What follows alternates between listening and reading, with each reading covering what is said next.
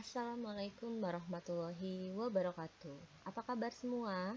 Semoga selalu dalam keadaan sehat walafiat. Amin. Yang sedang sakit mudah-mudahan segera diberikan kesembuhan. Baik, kita masih belajar tentang proposal ilmiah. Nah, bagian-bagian yang harus kita pelajari di minggu lalu, kalian sudah belajar tentang daftar pustaka dan bagaimana cara menyusun daftar pustaka. Kalian juga sudah mempelajari tentang catatan kaki atau footnote di video sebelumnya. Nah, kali ini Ibu akan menjelaskan tentang singkatan catatan kaki. Nah, apa sih singkatan catatan kaki ini? Nah, Ibu akan ulas sedikit lagi tentang apa itu catatan kaki atau footnote. Nah, catatan kaki adalah keterangan yang ditulis di bawah pada lembar sebuah jurnal atau karya ilmiah. Dalam hal ini, catatan kaki menjelaskan keterangan yang berkaitan dengan informasi pada lembar di atasnya. Sebenarnya, catatan kaki ini fungsinya sama dengan daftar pustaka, hanya saja berbeda cara penempatan dan kelengkapan dari sumber tersebut. Nah, singkatan catatan kaki ini merupakan salah satu cara mudah ketika kalian hendak mengutip. Apa saja sih jenis dari singkatan catatan kaki? Kita lihat di slide berikutnya. Dalam catatan kaki memiliki 3 istilah. Ada IBID, OBCID, dan LOGCID. Nah, apa sih perbedaan dari ketiga istilah tersebut dalam catatan kaki atau footnote ini? Mari kita kupas satu-satu. Di sini ada kata ibid. Ibid berasal dari bahasa Latin yang merupakan kependekan dari kata ibidem, yang artinya tempat yang sama. Ibid merupakan sebuah catatan kaki atau footnote yang artinya di tempat yang sama. Jika suatu pustaka atau sumber yang baru saja dikutip belum diselingi sumber pustaka lain akan dikutip lagi, maka cukup menggunakan ibid dan ikuti nomor halaman buku.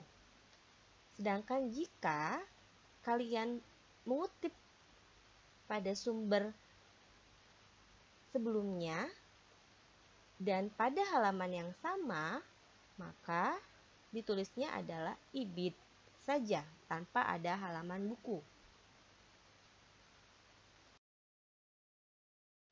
Kemudian di sini ada OBCID. Apa itu OBCID? OBCID merupakan singkatan dari opere citato, artinya telah dikutip. Jika suatu pustaka atau sumber telah dikutip dalam catatan kaki dan telah diselingi oleh satu atau beberapa sumber lain hendak dikutip lagi, maka penulisan catatan kakinya dapat disingkat dengan hanya menuliskan penulisnya saja, diikuti OBCID dan nomor halaman buku. Nah, bedanya dengan ibid tadi, kalau ibid langsung dari sumber yang di atas.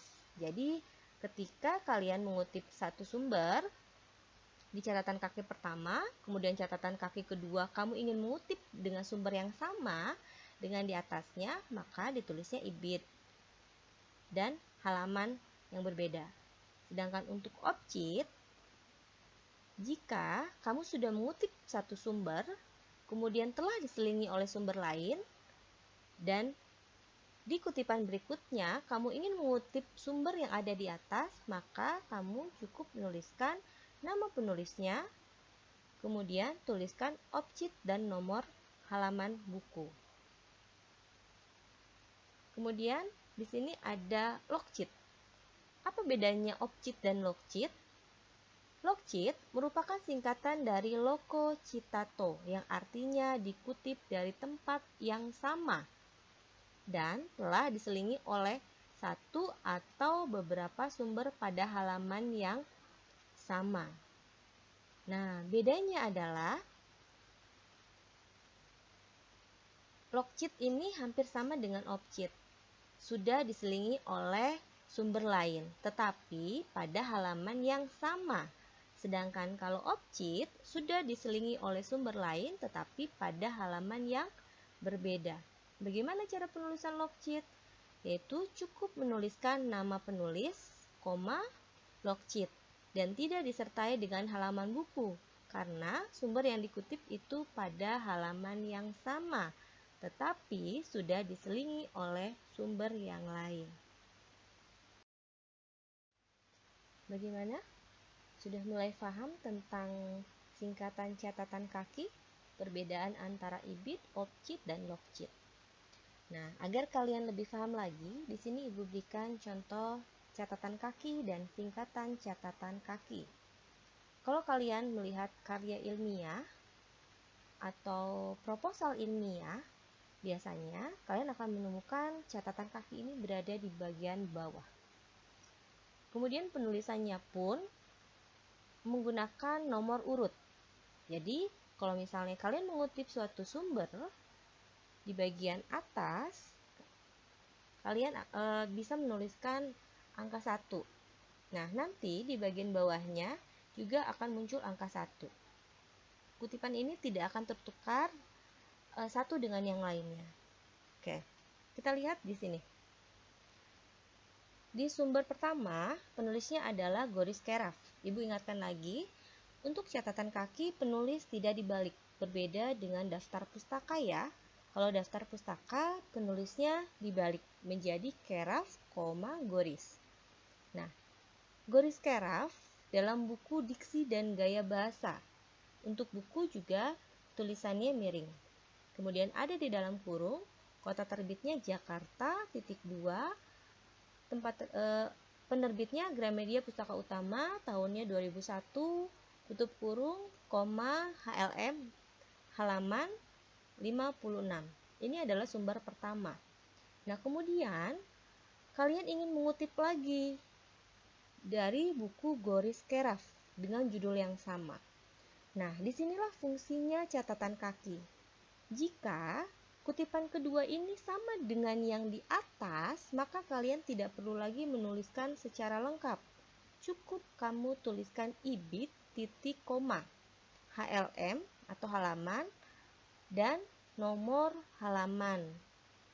Seperti itu ya. Jika sama dengan yang di atas ya, maka gunakan IBIT.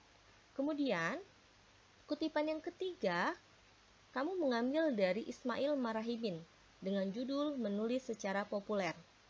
Kotanya Jakarta, penerbitnya Pustaka Jaya tahun 2001, halaman 23.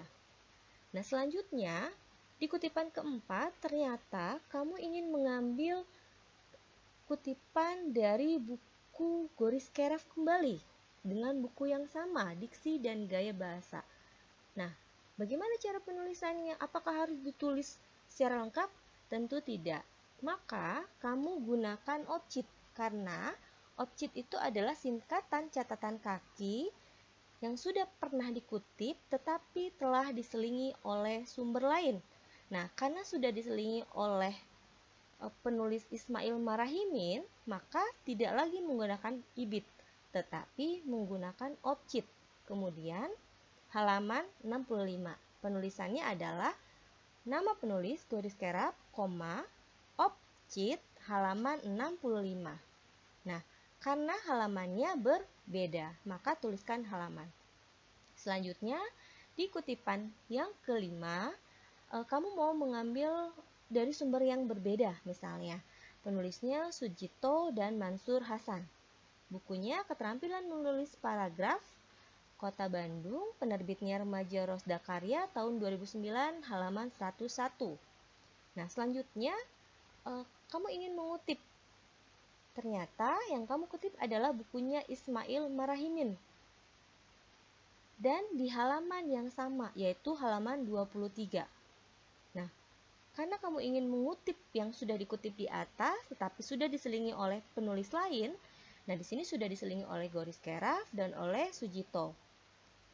Gitu. Apakah menggunakan OPCIT? Tidak, karena ketika kamu mengambil kutipan dari Ismail Marahimin dan di halaman yang sama, maka kamu gunakan logcheat.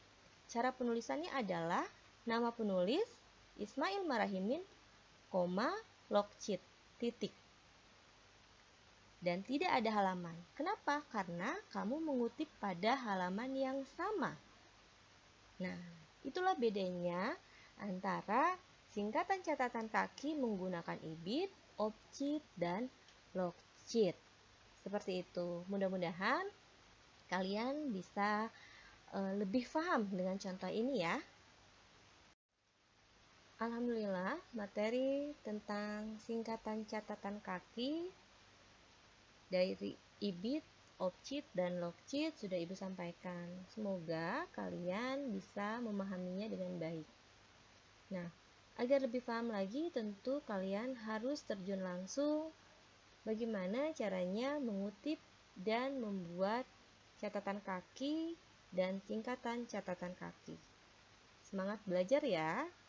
Jika ada yang mau ditanyakan, jangan sungkan. Sampai ketemu lagi. Wassalamualaikum warahmatullahi wabarakatuh. Salam sehat.